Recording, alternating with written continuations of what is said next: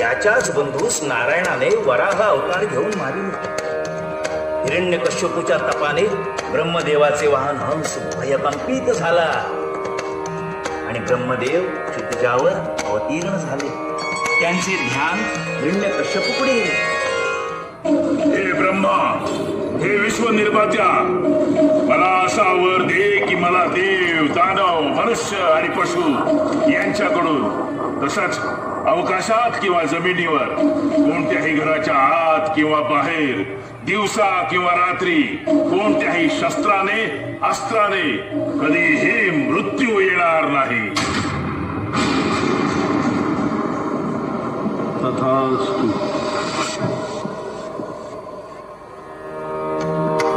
नारायण नारायण.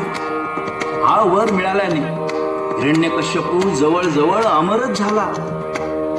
आता हिरण्याक्षाचा वध नारायणाने केला म्हणून विष्णू द्वेषाने आंधळा झालेला हिरण्यकश्यपू अवघ्या विष्णू भक्तांना छळू लागला, यातना देऊ लागला, मृत्यूदंड देऊ लागला. अवघ्या भूमीवर एकही वैष्णव जीवित राहणार नाही अशी प्रतिज्ञाच जणू त्यांनी केली. आमची आज्ञा राज्यात सर्वत्र पोहोचवा. ज्या विष्णूने आमच्या बंधूचा वध केला त्याची भक्ती, पूजन आणि स्तुती करण्यास प्रतिबंध केला आहे. जा, सारे विष्णू पूजक कारागृही बंदिस्त करा. त्यांना यातना द्या, यज्ञ उथळून लावा. जा. नारायण नारायण. पण नारायणाची लीला अगाध आहे.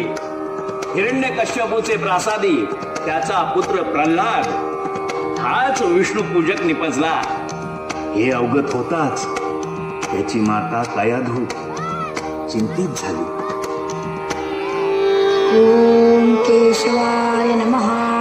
ओम नारायणाय नमः. ओम माधवाय नमः. ओम गोविंदाय नमः. थांब प्रल्हादा, थांब. बाळा, हे काय करतोयस तू? असा विचार करू नकोस. ओम नारायणाय नमः. ओम माधवाय नमः. आहाहाहाहा. हे माधवा, तुझी सहस्रनामे जपता जपता स्थलकालाचे भान म्हणून राहत नाही. तुझी चास, तुझाच ध्यास. प्रल्हादा, नको रे हे साहस करू. स्वामींचे आज्ञापत्र राज्यातील विष्णू भक्तांना दंड देत आहे. स्वामींनी हे ऐकलं तर अनर्थ होईल. द्वारपालांनो, सारी द्वारे आणि गवाक्षे बंद करा. हा ध्वनी बाहेर जाता कामा नये. नारायण नारायण. माते, तुझे प्रयत्न व्यर्थ आहेत, होणारे टळणार नाही. मुनिवर्य, याच्या रक्षण. कुठे आहे तुझा नारायण? घेशील नाव? का नाही?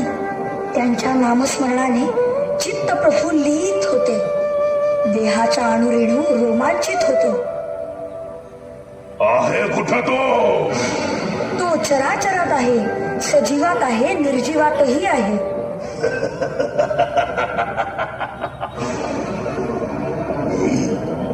येईल का तुला वाचवायला? कुठे आहे तो? मला तर तो सर्वत्र दिसतो आहे. या स्तंभात आहे का? निश्चितच.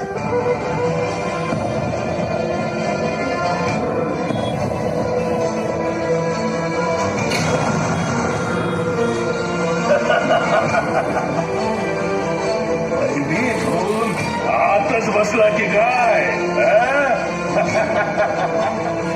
घे घे.